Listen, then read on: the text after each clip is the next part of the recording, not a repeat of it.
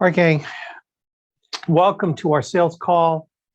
Uh, this is a thing that we do, a call that we do, Zoom call we do every Thursday at this time to answer questions that you have on any sales topic. And also, to share stuff on my mind that that I that I think I need to share.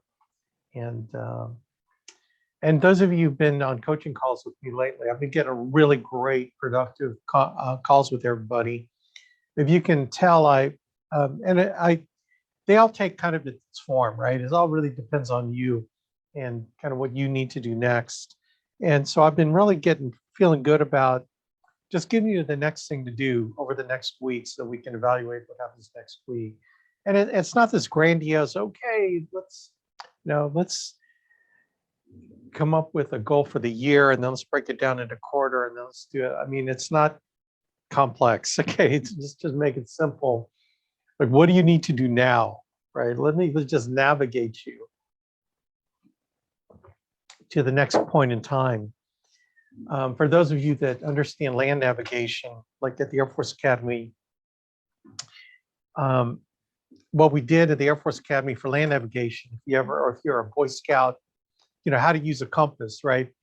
There's a reason why a true navigation compass has a lot of dials and sometimes a little eyesight thing, is because when you lay out your map, you got to orient it towards the proper north, right? And north is not really north. Like, the magnetic north is different than true north.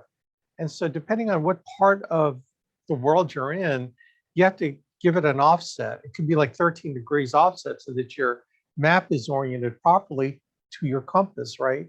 So that's really a process of what we call calibration. So you got to calibrate your map, because if your map is off by 13 degrees over the course of several miles, that could put you hundreds of yards away from your destination, right? Any little incremental problem that you have early based on the orientation of your map could screw you up totally. And you think that you're on track, but you are way off, So the part about so you got to orient your map properly towards how magnetic north is, and then making sure that your map is correct. Then what you do is you draw where you need to go, and then you figure out where you are. So how do you know where you are? Well, we do triangulation, right? So triangulation is where you read the contours of maps. So these are the maps that have the concentric circles that indicate elevation. And so this is where you can see a distant peak, and you find that peak on your map, and then you orient your compass towards a peak. So you sight the compass towards a peak, and then you draw that same degree, those degrees where that peak is, you draw a line, right? Then you take another landmark that you can see on your map, you shoot that, and then you draw the number of degrees, and then you shoot a third area, a third landmark. Let me show you. This is, I have not done this talk in years. It's kind of, so, so you got to lay out your map, and true north is here, but magnetic north is here. And so you got to lay your map out right, so you're not messed up, because your compass is magnetic north, not true north. Okay, so that's that. So this is, you think, Alex, what's the point? I'm teaching you how to survive, right? So you got to know where you're at before you know where you're going. So let's say you're trying to get to A, but where am I now? So you see the elevation, and mountains and peaks look like this, right? You got that high thing there. Then maybe you have like a railroad track and it's crossing a road, and you kind of see where that is because you're at a certain elevation. Okay, that's on your map. And then you got, I don't know, another elevation there. And so how you know where you are is you cite this, and let's say it gives you this, whatever the degree is.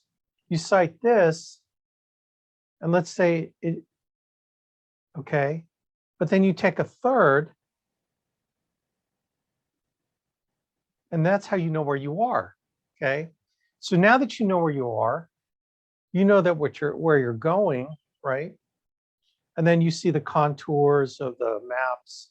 So you see, like, if that's the side of a hill, and then, you know, this is kind of a valley, you kind of see the terrain that you're going to go through, and you might have to make adjustments. But let's say this is 5 miles, right?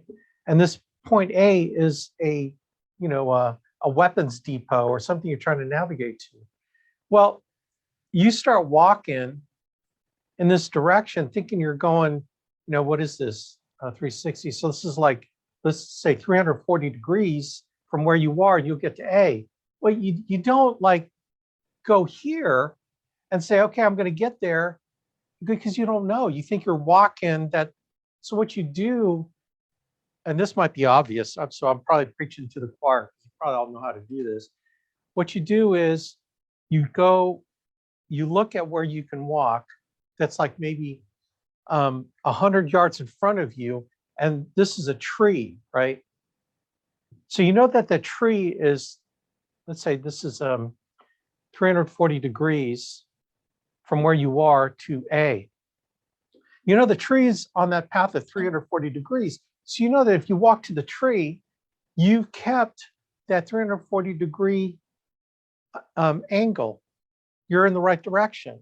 And then what you do is you look, you know, and you see something out in the distance, it's another landmark. And so you just walk to the landmark. Super easy, right? Once you know where you're going, short, you're going to eventually get to A. Does that make sense? Then you cite the next one, and the next one, and the next one, and the next one, and the next one. And by doing little incremental changes in direction, right? Then that's how you know you're going to get to your destination. Then you reorient yourself every so often. So right here, you triangulate again, and then if these are still in sight, you see whether or not you're on track. Sometimes you're here, right, and you're not on the right track. Then you just kind of redo your thing to now this is maybe 330 degrees because you were off by a little bit. Once you triangulate, you know where you're going, then you reorient 330. And then, does that make sense? Like it, because this is important. Land navigation, air navigation is done, well, back before they had GPS, we learned how to do air navigation, and air navigation was the same way. Our landmarks were the stars. So we always, in our aircraft, we had like this little telescope that you could look at the North Star, and then you shoot the North Star, and then you can tell where you are in the air, right? And then you orient yourself towards where you're going to go, because the wind will drift an aircraft over, and all of a sudden you're not going straight, you drift here. So the same thing, you triangulate on the star, it tells you where you are, then you tell the pilot, come left 5 degrees. So the pilot changes the direction of the plane, and then he's trying to follow, 5 degrees as a correction. So in the air, before triple redundant INS, air navigators would what they call dead reckon, which was, where am I going to go next? Where am I going to go next? And then orient the aircraft, because now they know where they are. So what does this mean to you, the salesperson? It's like, dudette. If you don't know where you are, how are you going to know where you're going to go, right? You think that by me telling you, okay, you just need to order leads, you need to blah, blah, blah, that's going to get you, well, it's going to move you towards a direction. But you and I, you especially, you need to know where you are. Now you have to know yourself, right? Your job is to know yourself. And by knowing yourself and knowing the things that make you mad, the things that throw you off, the things that drive you crazy, right? Do you know what those things are? Do you know those things that get you so insanely angry that you see red, you can't function properly. You don't make the right decisions when you're in that state, right? Do you know yourself well enough when you've ever made bad decisions and you find a commonality in what that bad decision is about? And it always relates to a certain person in your life. Every time you made a decision based on that person in your life, it's always been the wrong decision, right? Or situationally, when you're under pressure, can you trust yourself to make the right decision when you're under pressure? If you have a history of making the right decision under pressure, well, then maybe you should trust yourself. But in my opinion, sometimes you don't have a clue when you're under pressure. You make stupid decisions, and then it's like, well, I don't know that you should trust yourself when you're trying to make decisions under pressure. Does that make sense? Physician, heal thyself. Well, it's hard for you to heal yourself. You need outside coach. You need someone that has a different perspective, different point of view. But one thing is, the 13th command, 13th, the 11th commandment is thou shalt not fooleth thyself with, right? And so you cannot fool yourself into thinking that I'm going to make better decisions. Well, that's a great thing to say. How have you made wrong decisions in the past? Well, I would just rely on my own thought process. It's a feel thing. It's a feel thing. It's like, oh, Lord, there's so much you need to learn. Man, if you base everything on feelings, you're gonna fail. I guarantee you, if you base everything off of feeling, you will fail miserably, right? So you need to triangulate. Where are you? You need to know yourself. You need to know where you are financially. You're not deluding yourself in anything, right? It's not based on, I hope I'm going to get this big inheritance. Dude, it hasn't happened yet. So what makes you think it's going to happen, right? You never triangulate on things what you think will happen in the near future. You triangulate on things that you have now. Well, I'm going to get this job. I'm going to be interviewing for this job and I'm going to get it. It's like, well, I hope so, but you can't make any decisions today on that job you think you're going to get in the future. You got to be honest with where you are today financially, where you got to be honest with yourself with how you make decisions and all those ways that you've made decisions in error in the past and not repeating the formula, right? We all have the formula of making bad decisions. Like, can I hear an amen on that? We all do. Okay, I'm not immune from it. You aren't either.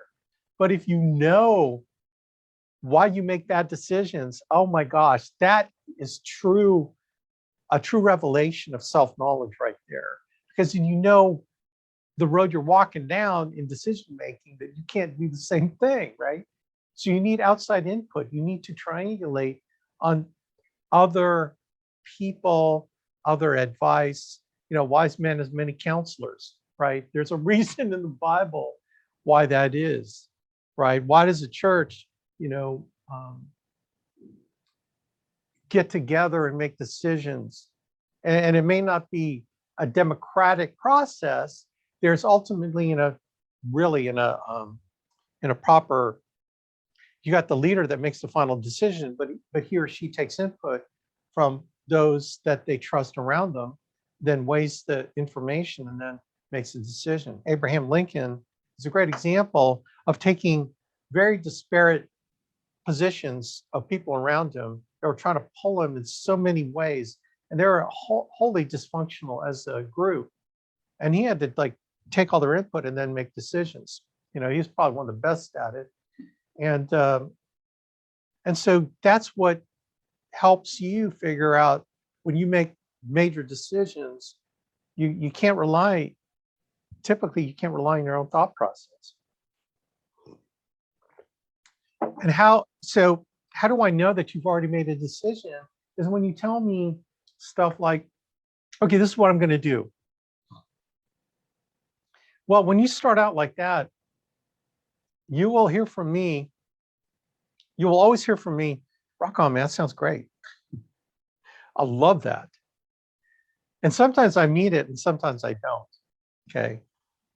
And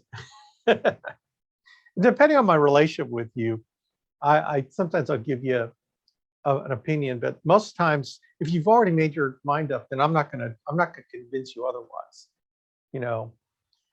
So when you come in telling me what your decisions are, I'm not going to tell you different, even though it could be the wrong decision you're making.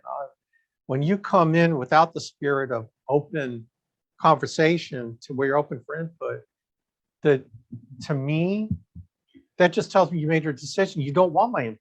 So I'm not going to tell you, wow, I'm not going to be obvious. I'm going to say, wow, it seems like you really made your decision. Is that a firm decision? Now you would think as a good coach that I would say something like that, but I am not going to say that.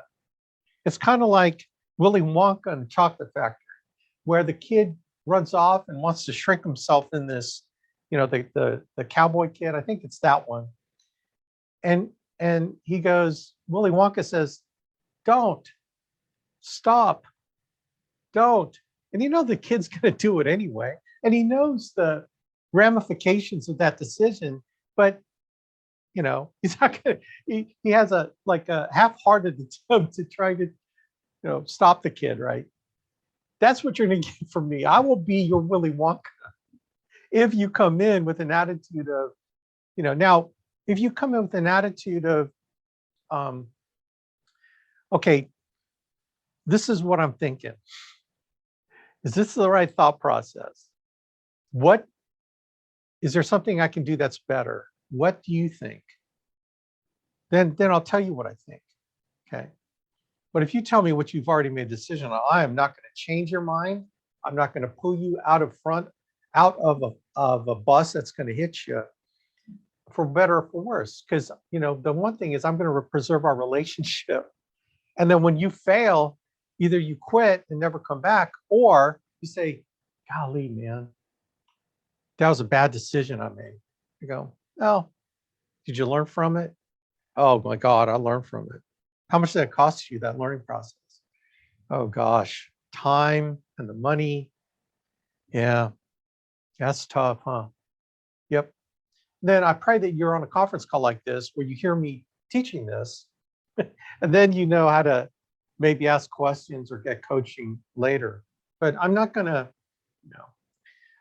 Now, sometimes, here's the other code words. This is another way that you'll hear from me, is when I talk about other people making decisions, and how they made those decisions and what decisions they came to, I will kind of talk in that manner, almost parable-ish. And so you got to really pick up. It's subtle, man. It's very subtle, but you got to pick up on it. So I'm kind of giving you my game plan, right? I'm telling you my secrets. So when I start talking about other people, chances are I'm talking to you, giving you a story about someone else. Okay, so that's the most I'll do. That is the most I'll do, man. How many of y'all ever heard me do that? Anyway, it's what Andy Albright's taught me. And it's funny, people tell Andy, just tell me, give it to me. I could take it. And you guys, if you've been with me long enough, you know the story that I've had, was it 5 people in my 22 years where I did that for, right? 5. And then I told them what I thought. I told them exactly what I thought, what they needed to do. And then at the end, because they gave me permission, right? And then at the end of the conversation, I go, so tell me, what do you think about what I just told you? And there's a pause, and the pause is, well, that didn't feel very good. You told me that you gave me permission to tell you what I thought. Well, I know, but I didn't really like it. Like, well, they eventually quit. There are 3 of them that quit right away, and then 2 of them eventually quit later, right? So and they probably needed to quit. Okay. But the error I made was I did not give them a chance to be in our system. I didn't give them a chance to come to a major function to hear from other people that would coach them and encourage them to do what they ought to do. I just went out and just blabbed out with the mistakes they were making, and legitimately the mistakes they were making directly to them. It's one thing for you to discern the mistakes you're making, because I'm on a conference call, and this is the peanut butter method. I'm spreading it across all you 14 people that are on this call. And then, if the shoe fits Cinderella, right? If you hear what you need to hear, and sometimes I'll look at who's on the call and I'll be talking to you. And it's funny is that everyone else thinks I'm talking to them. And a lot of times you are not the one that's going to get the message. So it's sort of like the shotgun method. So that's what I'll do most of the time, is I'll teach from that perspective. And then those who have ears, let them hear, right? Those who have ears, let them hear. So, so I'm giving you all my coaching secrets. But getting back to the idea that, you got to know yourself. And you got to know me. You got to know me. She's a little tight right now. Yeah. I had a coaching call prior to this, and it was a really good one. Because he and I I feel really good about our relationship, because I actually met him face to face. And, that does a huge thing when you can actually meet someone face to face. He's a brother too. So, so I get animate. Like, I'll get animate about the stuff I say because I really believe it. I was talking about, say planning, and I told him, like, it's the easiest thing to go to your warm market. And I was venting too, because I vent sometimes, not at him, but at the concept of agents. So, like, he heard me talk about, it just drives me crazy when agents think that, they're afraid of talking to the warm market about estate planning, because they think it's like talking to the warm market about life insurance. No one wants to do that. And I don't recommend it, because that's one of the most negative things. Like, if I want an agent to quit, I will tell them, get with your warm market, because the people you think that love you will judge you. They're the most judgmental people of you. And you have all this self-image wrapped up in what your closest family think about you. Man, they changed your freaking diapers, okay? They saw you make all these mistakes as a young person.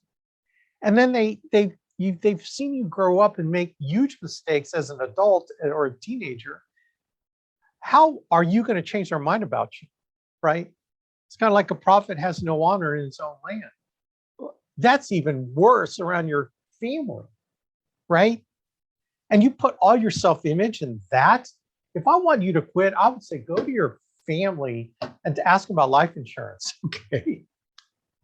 Now, my humble but accurate opinion, I think it's different with estate planning. The estate planning is such a different animal. Like, no one has approached them about estate planning. No one. Like, no one, right? And I think it's just virgin territory. I think it, and so anyway, I was going off on this. So he heard me, but I'm very passionate about it. I'm just like, what are you waiting for? What are you waiting for? I have not had any pushback. You make $1,000, you'll convert 70% of your trial links. I mean, if you want to sell 3 a week, right, and make $3,000 a week, how many of you would love to make $3,000 a week? Send out 6 links, 6 trials to people that you know or barely know. I mean, how hard is that? Are you really selling? Oh my God, Jeff never sells a thing. Okay, now I'm getting worked up here. Anyway, so you'll hear me talk about like that. I'm not yelling at you. I'm yelling at all of you, but you're hearing me, if we're one-on-one, I'll start going off. So anyway, the bottom line is, you got to know, getting back to triangulation, man, you got to know how you make bad decisions. You got to know how we need to work together, right? You need to know how I coach, and then don't rely on me. I'm your like, I'm going to get you to the next tree. Okay. You need to go to functions to get to the destination. I I can't be that for you to keep your dream alive. If your dream is lifestyle and security and debt free and living in this awesome house and being able to pay for your children's education, I could talk about that. But I'm not going to motivate you. Like if you want a Rolex watch, first of all, I'll say Omega watches are way better than Rolexes. Plus, they have about as much esteem in Europe as a Rolex. Rolex, man, are like Toyotas in Europe. You think in the United States, all that status of a Rolex. It's like, dude, Omega watches rock. Seriously. Over there in Europe, Omega, Rolex, I mean, they're like up there. But that's if you're worried about as a timepiece, these are mega accurate as a mechanical watch. This doesn't have a battery in it. It's mechanical, super accurate, man. Anyway, I am not your guy, but you're going to get motivated by a whole bunch of other people at function. That's why we sell the functions. And I'll tell you what, let me give you a glimpse into the future. We're going to try to go to quarterly opportunities to get around people, like 2 maybe major national functions, but we're going to do quarterly events, events in between. There are going to be major events and maybe closer to people, maybe several close to people. We're going to try to get everyone together quarterly. Why? Because you need to get invigorated for your dream. I can't do that for you. Okay. I mean, I could do a little bit because my dream has other things involved in it. And if your dream's like my dream, then rock on, man. I want to bring people to the party up in heaven. That's my dream. It doesn't have to be yours, but you need to go to functions to get reoriented there. I'm going to get you to the next tree. 350 degrees. Let's get you to the next tree. That's like that's what I'm doing. All things named Omega, like to be accurate. Yeah, it happens to be my middle name, Omega, which is my mother's maiden name. That's the Filipino culture, is you put your mother's maiden name as your middle name, and then your father's surname is your last name. And I love that name, Omega. Anyway, maybe I'm biased. If my middle name was Rolex, my mom's middle name is Rolex, and maybe I'd be biased towards Rolex. Alex Rolex AB. Maybe they name me Mercedes, Mercedes, Rolex, Avian. Right. So I'm going to get you to the next tree. Okay. You and we're going to work to get you to the next tree. And once you get there where you're doing 1 app a week consistently, then let's go to the next landmark, that next peak, and get you to doing 5 apps a week. Because if you can do 1, you can do 5. And it's not 5 times the work. It's probably only double the effort to get 5 times the result. That really is a thing, right? But you don't know it until we can coach you through that. Again, I'm going to get you to the next tree. Okay. And that's what my coaching sessions have been about. But you need to figure out where you are. You need to figure out why you're doing this, right? So I will take questions later. I'm in a mode right now. I don't think I have to write this down. So, well, maybe I should write this down.